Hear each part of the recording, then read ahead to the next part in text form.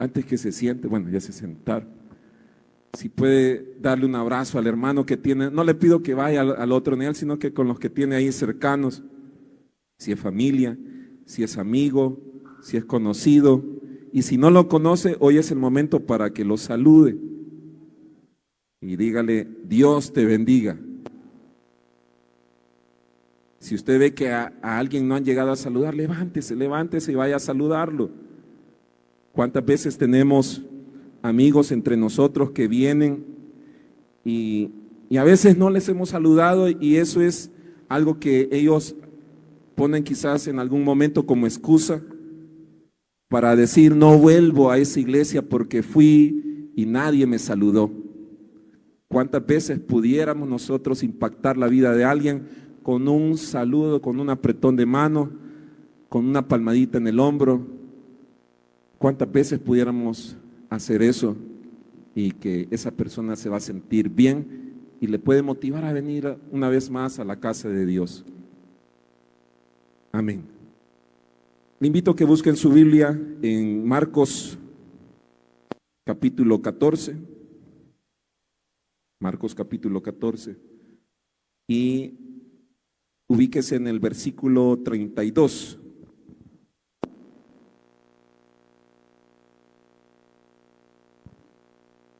Marcos 14, 32, vamos a leer del 32 al 42. Cuando lo encuentre me lo confirma con un fuerte amén. Amén, amén, amén. Algunos se ponen de pie, si lo puede hacer usted también.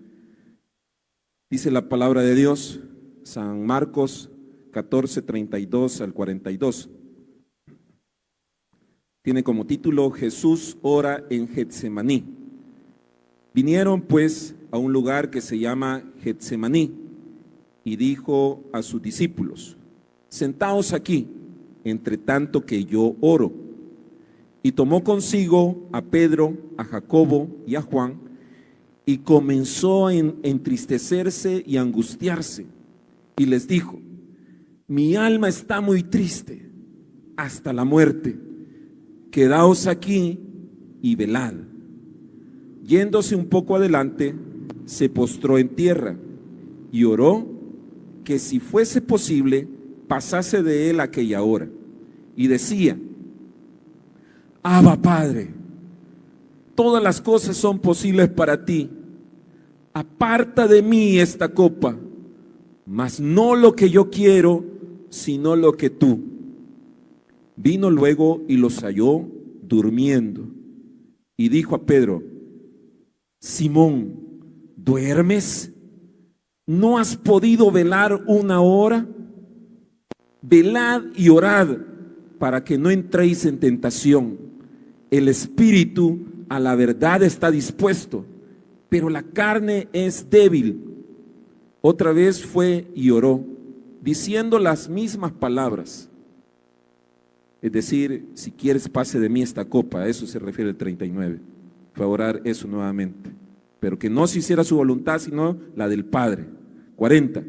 Al volver, otra vez los halló durmiendo, porque los ojos de ellos estaban cargados de sueño y no sabían qué responderle.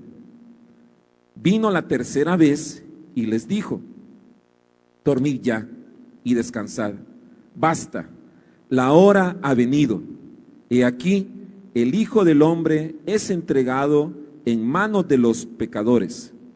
Levantaos, vamos, he aquí, se acerca el que me entrega. Amén. Puede tomar su asiento. Hemos leído la historia de Getsemaní, que se encuentra en Mateo 26, 36 al 46. Se encuentra también en Lucas 22, 39 al 46.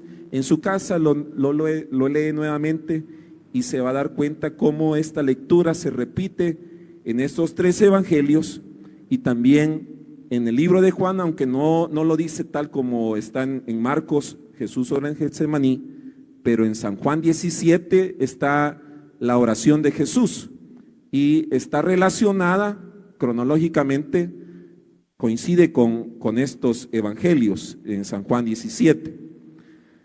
La historia pues empieza donde aquí es el momento clave que van a arrestar a Jesús.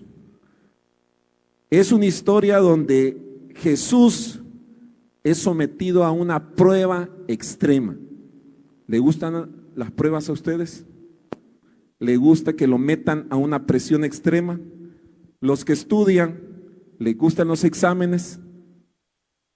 Sí, dicen algunos.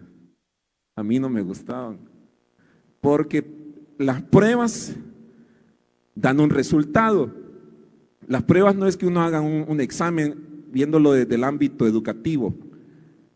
No es solamente por hacerlo, sino que nos someten a una presión extrema a algunos docentes, más si es matemática o cualquier otra asignatura que puede ser difícil para nosotros, en la que puede llegar un momento en que nuestro corazón empieza a sentirse acelerado porque no sabemos si vamos a pasar esa prueba, porque es muy difícil. Le tenemos miedo a sacarnos una mala nota. Ese es en el ámbito, para que usted me entienda, acerca de las pruebas. Pero también hay pruebas que no son de esta manera, de un examen, que si aplaza la asignatura, si reprueba la asignatura, pues perdona a los papás lo que voy a decir, pero si reprueba, pues no pasa nada porque usted no murió, sobrevivió. Sé que los papás me van a decir, no me los estén insolentando, tiene que aprobar el año, sí. Pero me refiero de que un 6, 7 en una papeleta, pues no le va a quitar la vida a nadie. Pero hay pruebas en las que sí son de vida o de muerte. Y en este sentido, las pruebas espirituales que podemos recibir, sí el resultado es muy importante si aprobamos o reprobamos. Porque está en juego nuestra eternidad. De cómo usted, aquí no hay 6.5 y mire, me lo va a aproximar a 7. No, aquí es o aprueba o reprueba. O sí o no, no hay términos medios. En las pruebas espiritualmente es o el cielo o el infierno. No hay otra opción. Así que quiero que con ese pensamiento meditemos en esta palabra que hemos leído y tomemos como ejemplo lo que Jesús experimentó acá en el Getsemaní. Fue una hora de prueba. Muchos pensarán de que la prueba más difícil de Jesús fue la crucifixión, y sí, fue muy fuerte. Si nosotros leemos todo lo que él pasó y experimentó, fue muy difícil en su cuerpo todo lo que él padeció. Pero déjeme decirle, él, antes de ir a la cruz, él ya había tenido una victoria en silencio. Y esa victoria en silencio la tuvo acá en el pasaje que acabamos de leer. ¿Por qué se lo digo? Porque acá en este pasaje, él tuvo, se puede decir, su parte humana fue sometida a un extremo e intensidad, una presión muy grande, en la que él, si recordamos lo que leímos, él llega a un punto a decirle al Padre, Padre, si quieres pase de mí esta copa, pero no se haga mi voluntad sino la tuya. Y se lo dijo 3 veces. Jesús, en los 3 años y medio que leemos en los evangelios, este es el momento más oscuro que ha tenido Jesús, porque no es que le esté teniendo miedo a los clavos. Él ya sabía muy bien, porque Jesús, siendo el Hijo de Dios, en su omnisciencia, él ya sabía todo lo que iba a pasar físicamente. Los clavos, de hecho ya estaba profetizado, si lo vemos desde el punto de la Biblia, ya estaba profetizado en el Antiguo Testamento. En ese tiempo, pues, como no existía un libro en sí, que la colección, sino que ya estaba en los escritos de los profetas, él ya sabía muy bien todo lo que el Mesías, Jesucristo, iba a pasar. pero el miedo y la angustia que él experimenta acá en Getsemaní no es tanto por la corona que le fueran a poner, sino que había otra situación en la que él, solo quiero que retrocedamos ahí al 31, para que tengamos un contexto.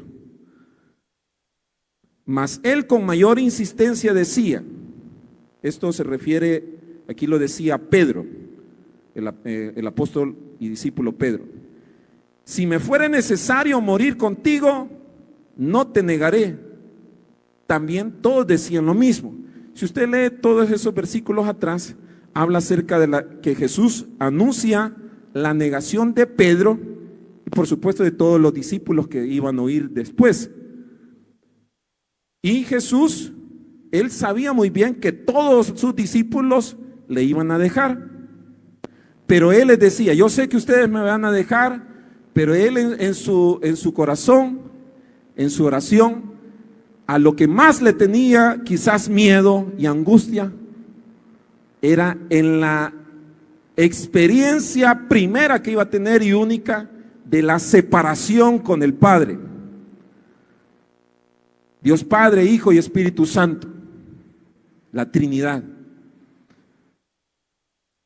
Nunca había experimentado Jesús la separación del Padre. A los que son papás podrán dar ahí fe. Cuando sus hijos son muy apegados a usted y de repente, más si tienen 2 años, o cuando los han traído por primera vez a escuela dominical, los maestros pueden dar testimonio de eso, que el papá no puede separarse de su hijo. Ahí tiene que estar uno oyendo, siendo adulto, estando ahí en la clase de parvulitos, porque si uno se despega 1 metro del niño, empieza a llorar y lo empieza a seguir. Un niño tiene un apego y una conexión con el padre, y al sentir esa separación hay una angustia, porque el niño siente protección, siente seguridad, siente paz al estar a la par o cerca de su padre. En ese sentido, Jesús también iba a experimentar esa separación que, si leemos más adelante, por eso cuando está en la cruz del Calvario, estoy tratando de ir a puntos en específico sin leerlos para avanzar. Cuando Jesús está en la cruz del Calvario, hay un momento en que clama: Eloi, Eloi, lama sabactani, que quiere decir: Padre, ¿por qué me has desamparado? Padre. Y él hace mención de la palabra Abba, que significa padre, pero en un significado más de cercanía y de intimidad. ¿Por qué me has desamparado? Y en ese momento es que lo que dice Isaías 53, que Él cargó el pecado de todos nosotros, de toda la humanidad, imagínense. Y Dios Padre, siendo Dios Santo, Él no podía tolerar el estar allí viendo a su Hijo que cargaba todo el pecado del mundo, el suyo y el mío. Él se convirtió pecado, lo dice Isaías 53. Léalo en su casa y yo sé que Dios le va a continuar hablando.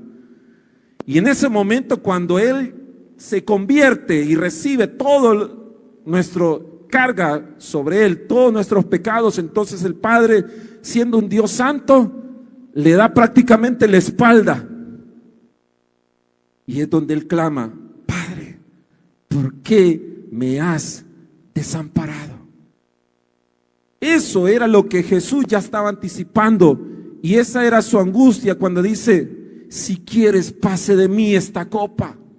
Porque Él sabía el sufrimiento, y repito, no tanto los clavos, que sí fue algo que ningún ser humano podría decir aguantaría o podría soportar, y Jesús lo soportó. Quedó ahí en la cruz del Calvario toda la mañana colgando, donde fue algo que la pasión de Cristo, la película de Mel Gibson, se queda corta en comparación del sufrimiento que Jesús padeció. Y él, estando ahí, podía oír los vituperios de todos los fariseos que le decían: si eres el Hijo de Dios, bájate de esa cruz. Los que tenían la par, a la izquierda y derecha, los ladrones, que esos sí merecían estar allí, uno de ellos todavía le dijo: sálvate y sálvanos. Y el otro fue más astuto, fue más inteligente, y le dijo: cállate, nosotros estamos aquí porque lo merecemos, pero este hombre es justo, no ha hecho nada. Acuérdate de mí cuando vengas en tu reino. Y Jesús le dijo: de cierto te digo que hoy mismo estarás conmigo en el paraíso. Eso fue angustiante para Jesús, sí, pero la separación con el Padre, eso fue lo que a él más le causaba angustia. Y esto que sucedió en el Getsemaní, pues es la palabra Getsemaní, que es un jardín, no es casualidad que se llame Getsemaní. De hecho, todo lo que está en la palabra de Dios no es coincidencia, no es casualidad. Dios lo tiene todo preparado. Y el huerto de Getsemaní o jardín estaba a los pies del Monte de los Olivos. El Monte de los Olivos lo separaba el Valle de Cedrón, que estaba frente al templo de Jerusalén. Y allí en ese huerto de Getsemaní, que su palabra en hebreo es Gashamaní, que significa prensa de olivos, en este caso habían unos molinos, unas piedras gigantes donde trituraban la aceituna del olivo y de ahí sacaban el aceite.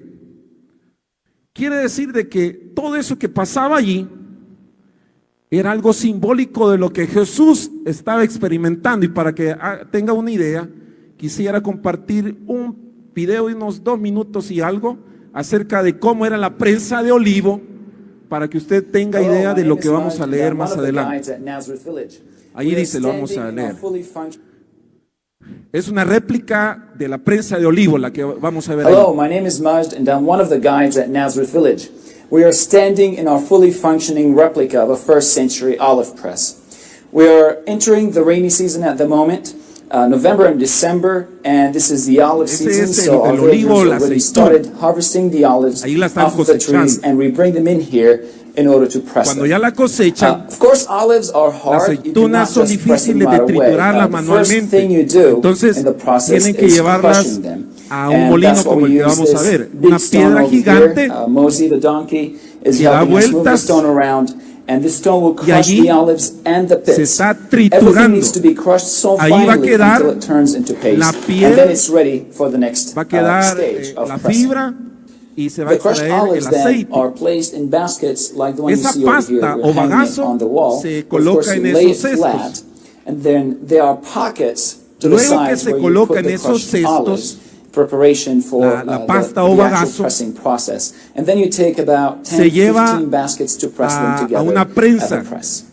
Now the baskets are Esa brought prensa over here and stacked on top of each other. se coloca en Underneath them, unos there's a hole in orificios the ground donde hay that is unas about 2 pesas feet deep, and it gets also a bit que wider van a as hacer it que goes in. So as you presionen press the baskets la over fibra here, que ha quedado, la oil is pasta. going to gather underneath. The beam of wood sits Y, on top of the escuche baskets, bien, applying its ese weight as proceso pressure, lo and hacen then 3 3 veces, weights, the lo stone weights, are presionan. lifted using pulleys Es and una leverage palanca in order to donde se hace apply una more pressure presión on top of the exagerada baskets. para que Each group of empiece a baskets sacar gets pressed lo 3 que es el times. aceite. The first time you apply pressure, Y you escuche, get the best quality oil. La calidad And del according to aceite the va a Jewish law, depender the de la, first de la your vez en que fruits se you hizo offer la to presión. God. So the oil from the first Ahí pressing, menciona they will not use at home. que They la will take it to the primera temple presión que in saca el Jerusalem. aceite The second se time they obtiene applied pressure, el they got aceite good puro. quality oil, and it was La- used for que food, ese aceite medicine, puro perfume, and es cosmetics. el que se utiliza By the time they got to en the third se pressing, utilizaba en though, los templos. the quality of the El oil was segundo really bad, servía para and alimentos, they would sacar use el it for aceite del oil alimento. lamps and making soap. Y el tercero, que The era olive press has a el very peor de strong los connection aceites, with Gethsemane. lo The utilizaban word para Gethsemane limpieza, comes para from hacer 2 jabón. Hebrew words, Gat Shmani, and they literally mean press of oils. And the olive press is a great illustration of the pressure that Jesus was under as he was praying in Gethsemane, to the point he even started sweating blood. And he prayed 3 times, an equal number to the pressings. And even Isaiah 53 says he was crushed for our iniquities. Bien. Ahí en ese corto video que acabamos de ver es la viva imagen de lo que Jesús experimentó en el huerto de Getsemaní de manera espiritual. Eso era algo tradicional y esa es una réplica del primer siglo del tiempo de Jesús.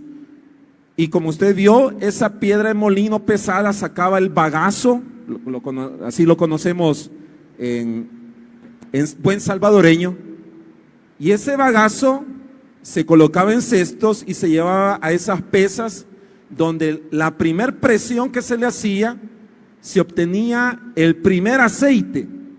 Ese primer aceite era el que utilizaban para las lámparas del templo. El que lo utilizaban era el aceite consagrado. Recordemos que en todo lo que era frutos, el pueblo de Israel tenía una ordenanza.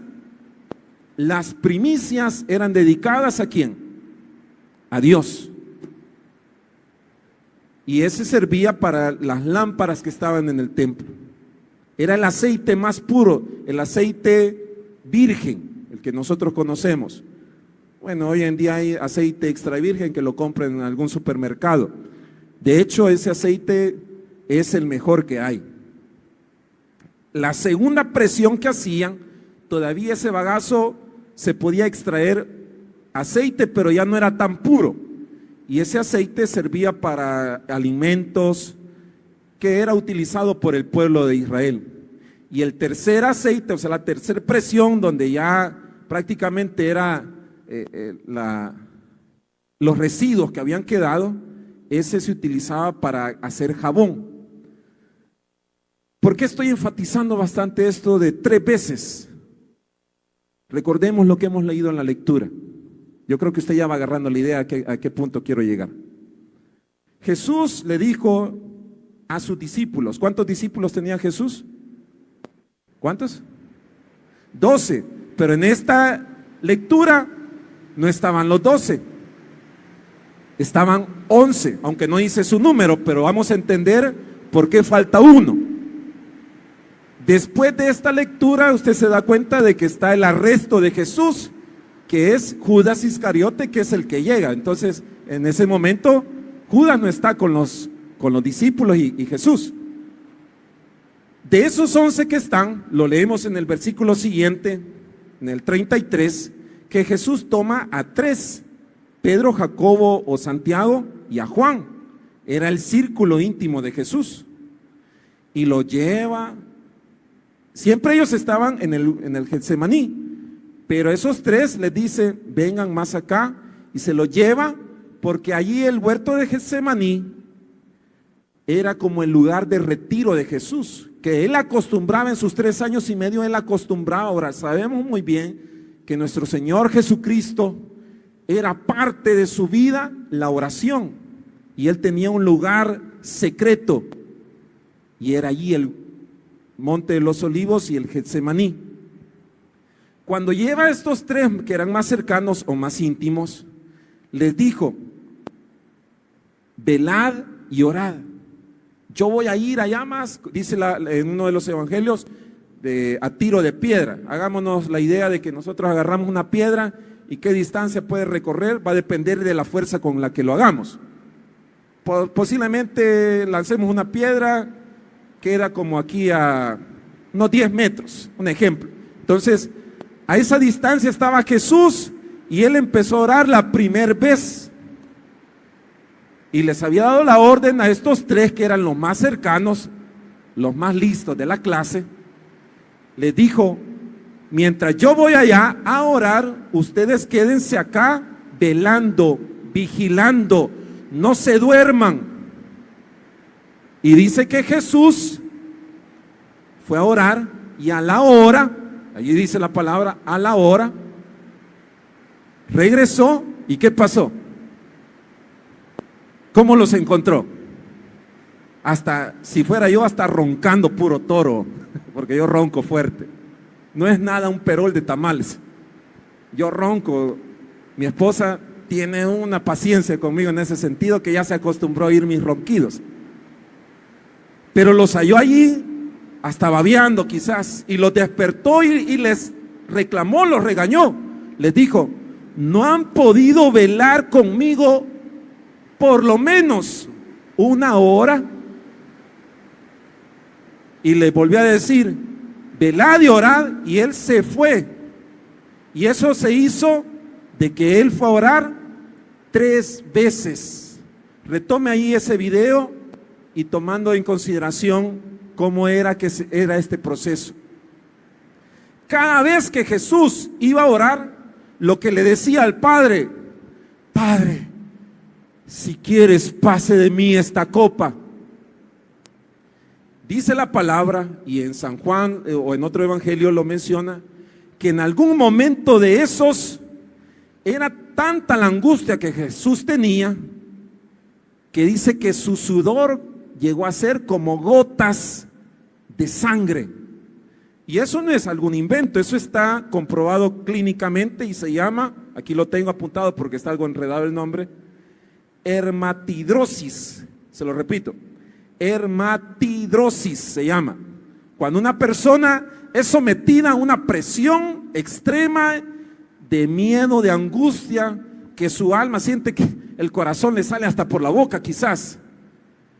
Tanta la presión que perdón a las enfermeras y doctores, voy a decir frases que quizás no son correctas en su aplicación de lo que va a decir, pero para que se haga la idea, se rompieron las venitas y sus poros se abrieron y su sudor empezó a salir y se mezcló con sangre.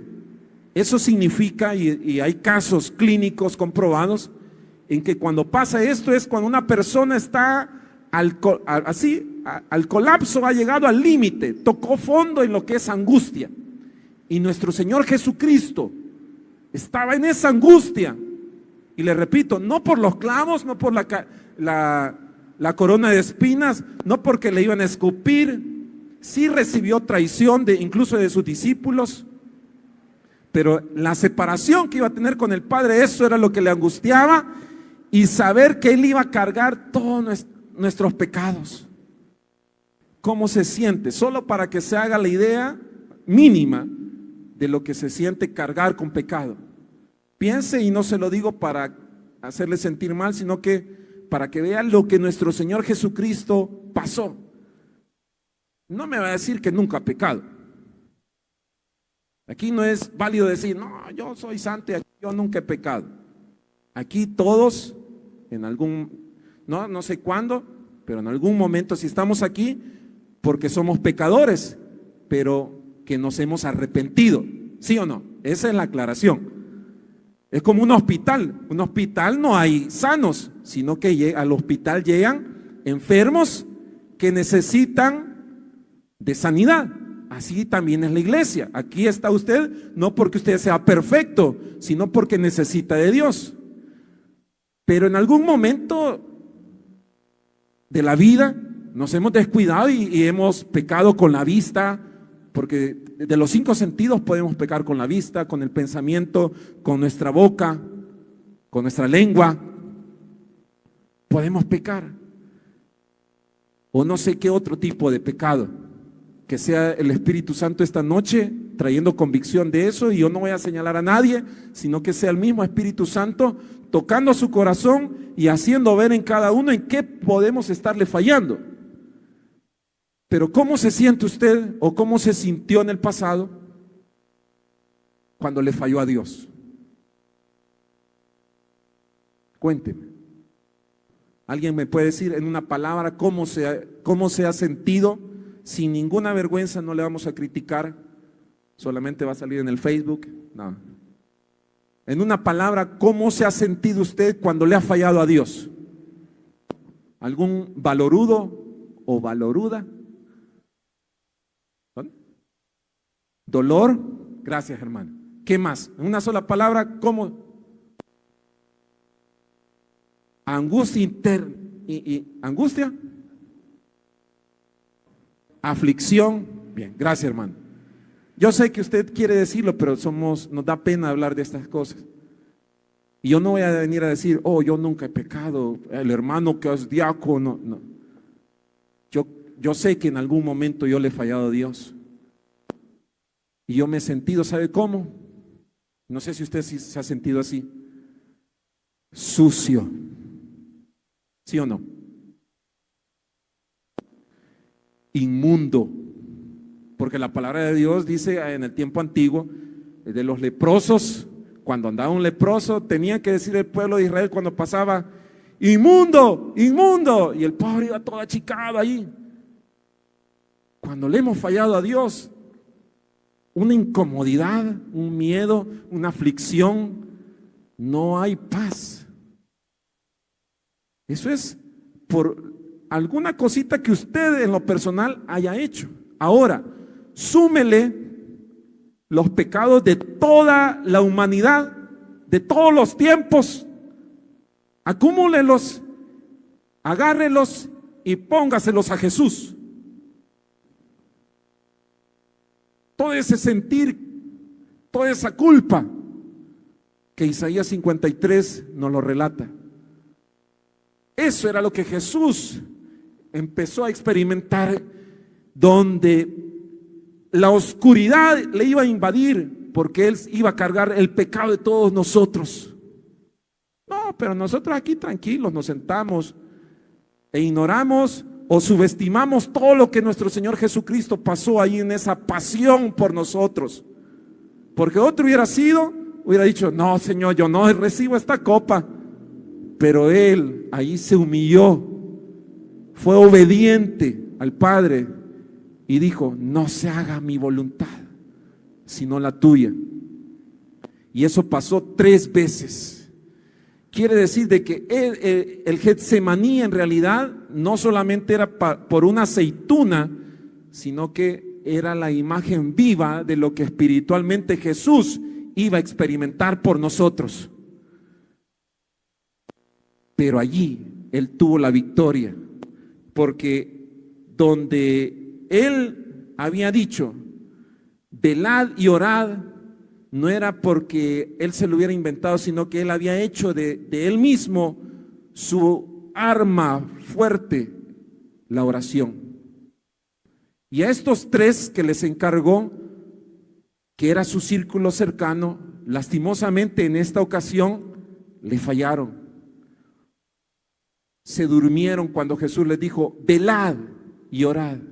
Y esta noche, Dios mismo nos vuelve a decir, en medio de estos tiempos, velad y orad. Pero ahora, ¿cómo usted le va a responder a Jesús? No estoy criticando a Pedro, a Jacobo y a Juan.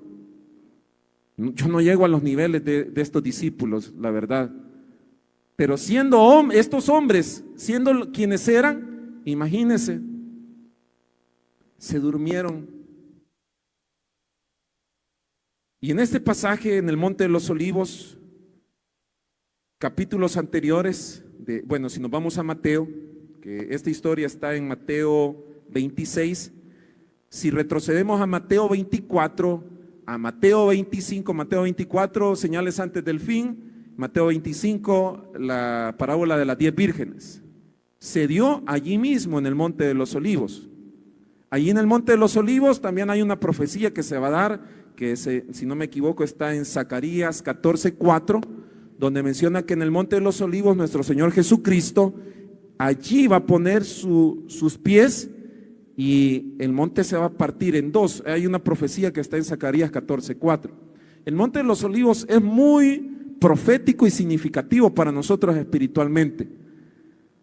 Y allí mismo les dice a sus discípulos, estén pendientes. Prácticamente pudiéramos leer que les dice, acuérdense de lo que yo les dije en Mateo 24, las señales antes del fin. Estén vigilantes. La palabra velar significa vigilar, no dormir mientras otros están dormidos. Eso significa velar. Tal vez físicamente usted se puede dormir, porque no le voy a decir, de aquí desde que usted es cristiano nunca jamás duerma. 3 días lo más que va a aguantar y va a andar cabeceando. Nadie lo puede hacer. No se refiere a estar despierto todo el tiempo, se refiere a espiritualmente estar vigilando. La palabra velar en el Nuevo Testamento por lo menos se menciona, escuche bien, 23 veces, donde es una orden imperativa que nos dice, velad, manténganse vigilantes. ¿De qué, hermano? Si seguimos la secuencia de todo lo que dice Mateo 24 y de lo que le dijo en Mateo 25. 5 vírgenes que eran prudentes, 5 insensatas. ¿Qué les pasó? A las insensatas se quedaron afuera. Jesús les estaba diciendo implícitamente: sean vigilantes, estén alerta. Velar también significa guardarse, cuidarse. Estos tiempos, mis estimados jóvenes, son malos. Y yo no sé si usted está pendiente de lo que está pasando alrededor. Iglesia, ¿estamos pendientes de lo que está pasando alrededor? No me refiero a que esté pendiente de las historias, de los estados. No, pues véalo si usted quiere, yo también pongo de vez en cuando. Pero no me refiero a que esté pendiente de la vida, quiero ver, estoy pendiente de la vecina. No se refiere a estar pendiente de eso, se refiere a estar pendiente de los tiempos proféticos, no que vienen, sino que estamos viviendo. Hace, quiero ver, una semana exactamente hoy, un país, me limito, porque sé que esto se está publicando en redes y también puede haber restricciones, y no quiero que se restrinja la palabra de Dios, sino que llegue hasta el último rincón del mundo, pero que se pueda entender el mensaje sin que haya cortes más en YouTube. Un país, hace una semana, 21 de junio, hizo un ataque fuerte, mandando armamento pesado a otro país. Mateo 24 nos lo dice. Rumores de guerras. Y donde se ve involucrado una nación que es el reloj profético de nuestro Señor Jesucristo. ¿Quieres saber? No, nadie sabe el día ni la hora cuando nuestro Señor vendrá. Nadie sabe ni el día ni la hora, ni los ángeles, solo el Padre en su sola potestad lo sabe. Si alguien le dice, tal fecha será el rapto, le están mintiendo. ¿Qué tiene que hacer usted? Estar velando, estar despierto. Porque le aseguro, como humanos, si nos dicen el día que fuera el rapto, nos descuidamos y hasta el momento que sería, que nos han dicho, hasta ahí nos ponemos las pilas. Dios quiere que estemos velando en todo momento. Quiere decir de que nosotros podemos experimentar en algún momento, como Jesucristo, un Getsemaní. Yo no sé cómo está espiritualmente usted, pero hoy más que nunca yo le invito a que se humille delante de Dios, esté velando y orando y no se duerma como los discípulos. El dormirse es peligroso. Y se lo digo por experiencia. Yo he tenido algunos malos momentos manejando y con casi 2 horas de sueño, donde de repente abro los ojos y me pongo a pensar, ¿a qué horas pasé tal parte? Cuando vengo a sentir casi lo que son 200 metros quizás por pura inercia. Gracias a Dios que no me ayuda a dar en una curva. Pero qué peligroso es distraerse o dormirse en carretera. ¿Cuánto más es distraerse espiritualmente? Hoy más que nunca, jóvenes, ustedes y yo no podemos vivir dormidos espiritualmente. Despertemos. Despertemos, iglesia, despertemos, veamos los tiempos. Ya no es momento para estar jugando a ser evangélico. Ya no es momento para decir voy a la iglesia por rutina, solo porque acompaño a mis papás. De verdad, comprométase con Dios, búsquele de corazón. Si usted se da cuenta, 3 fueron a los que Jesús les dijo que fueran a orar con él. 3, el círculo íntimo. Asegure usted de ser parte del círculo íntimo de Jesús. ¿Es usted del círculo íntimo? Hay una gran promesa en los que son parte del círculo íntimo de Jesús, y está en el Salmo 20, permítanme.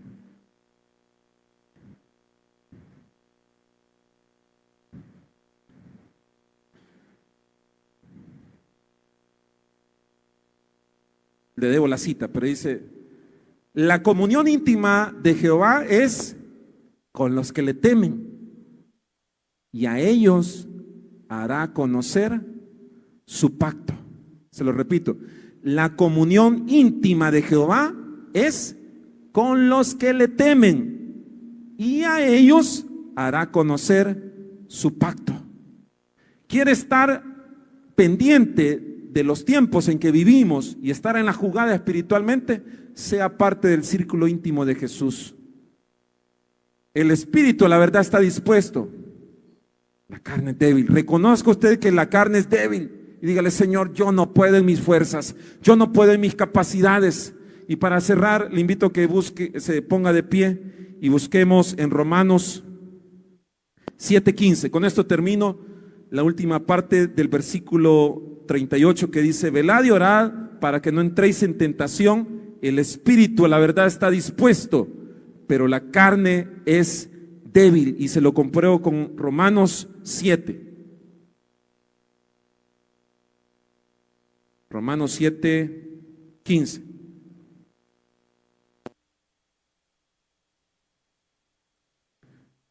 al 25. Con esto terminamos. Y escuche cuál es la batalla que tenemos. No es fácil. La carne versus el espíritu aquí. Porque lo que hago no lo entiendo, pues no hago lo que quiero, sino lo que aborrezco, eso hago. Y si lo que no quiero, esto hago. Apruebo que la ley es buena, de manera que ya no soy yo quien hace aquello, sino el pecado que mora en mí. Y yo sé que en mí, esto es, en mi carne, no mora el bien. Porque el querer el bien está en mí, pero no el hacerlo. Porque no hago el bien que quiero, sino el mal que no quiero, eso hago. Y si hago lo que no quiero, ya no lo hago yo, sino el pecado que mora en mí. Así que, queriendo yo hacer el bien, hallo esta ley, que el mal está en mí. Porque según el hombre interior, me deleito en la ley de Dios. Pero veo otra ley en mis miembros, que se rebela contra la ley de mi mente y me lleva cautivo a la ley del pecado que está en mis miembros. Y escucha lo que dice Pablo: miserable de mí, ¿quién me librará de este cuerpo de muerte?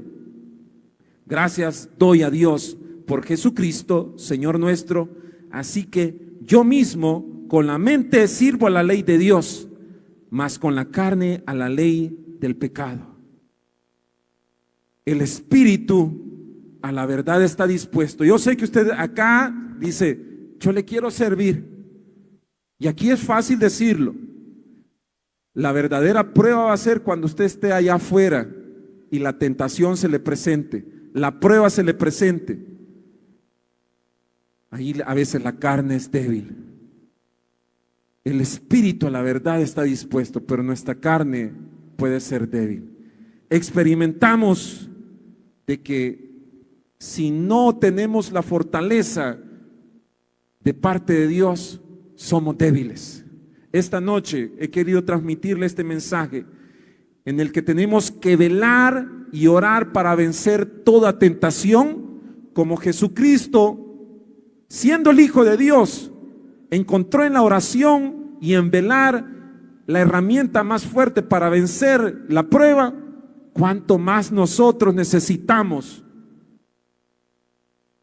vivir velando, vigilando y tener una vida de oración. No subestime eso. Si usted subestima esas dos cosas, velar y orar, usted va a ser presa fácil del enemigo para caer en tentación. No es que no va a tener tentación, todos vamos a tener en algún momento tentación. Lo que Jesucristo nos promete es que si usted tiene una vida de oración y de vigilancia, va a ser fortalecido para vencer toda tentación. Ahí donde está, le invito a que cierre sus ojos y le pidamos a Dios que nos ayude a estar velando y vigilando. Yo no sé cuál es su Getsemaní en el que usted está siendo sometido, pero esta noche dígale: Dios, si es necesario que pase esa prueba, pero que no se haga mi voluntad, sino la tuya. Dígale, ahí en esa prueba, esta noche, puede ser hoy, mañana, que usted sea esa especie de aceituna que se pone en ese molino y empieza a ser triturado, y usted dice: no entiendo esta prueba, no entiendo por qué me ha venido esta prueba que no puedo soportar. Ahí es donde usted necesita las fuerzas que solamente el Espíritu Santo le puede dar para vencer. Y Dios empieza a moldearlo. En la soberanía de Dios es posible que haya llegado esa prueba, pero es para que se encuentre que usted al final puede sacarse y extraerse ese aceite que va a ser olor fragante para nuestro Señor. Dígale: Dios, no aguanto más, pero te pido que me fortalezcas. Yo quiero estar velando, quiero estar vigilando. Los tiempos son malos, yo quiero estar listo, Señor.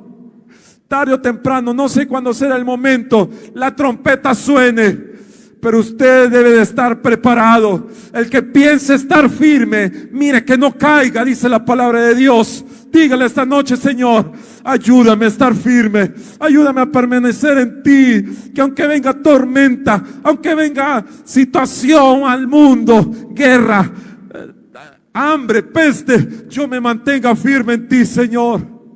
Le invito, si esta noche habrá alguno que quiera hacer algún pacto, el pacto con Dios, de entregarle su vida, le invito esta noche que lo pueda hacer. Le invito a que pase al frente, no porque yo le diga, sino porque usted tiene un alma que salvar. Usted tiene un alma que salvar, y de esa decisión depende dónde va a pasar la eternidad. Si usted le entrega su vida a Dios, si se arrepiente de sus pecados y vive en obediencia a la palabra de Dios, Él le va a decir en algún momento, cuando podamos llegar a las moradas celestiales, quizás nos costó, pero vamos a escuchar esa dulce voz que nos diga: buen siervo y fiel, en lo poco me fuiste fiel, en lo mucho te pondré.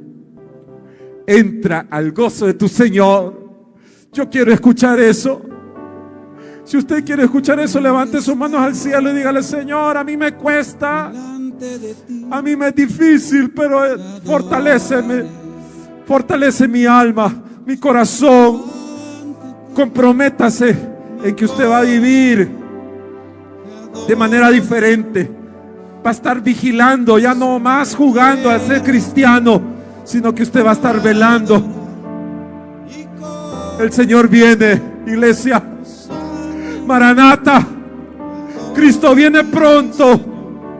Cristo viene pronto, y viene por una iglesia sin mancha y sin arruga. Viene por una iglesia que de verdad se ha entregado.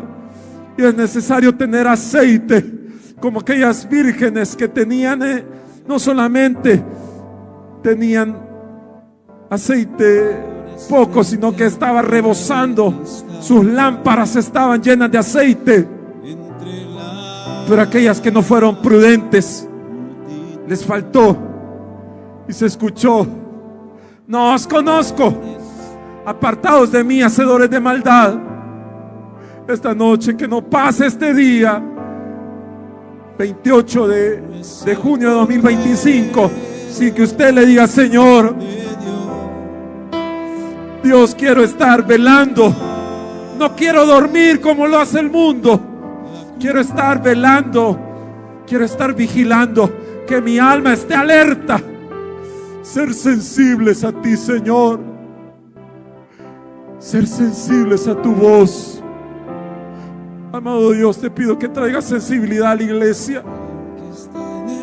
Pareciera que estamos en los tiempos en que se está cumpliendo, que hemos caído en una tibieza espiritual. Pero yo te pido que esta congregación salga de ese sueño profundo para aquellos que están, y aquellos que están velando se mantengan así hasta el final, que perseveren hasta el final, Señor. Y aquel que todavía no te conoce, trata con esa persona, joven, señorita, toca ese corazón, toca, Señor, con aquellas ataduras, con aquellas situaciones que todavía deben de entregarte. Esta noche, Espíritu Santo, llega, convence de pecado, Señor. Solo tú lo puedes hacer, solo tú lo puedes hacer, y trae fortaleza espiritual a la iglesia en medio de estos tiempos, Señor. Gracias, Señor, por tu palabra. Te pido que tu palabra llegue, haya caído en tierra fértil, de ese fruto que solo tú, Dios, tú eres el que hace que ese fruto crezca y que dé al 100% el resultado que tú quieres. En el nombre de Jesús. Amén y amén. Amén. Que Dios le bendiga.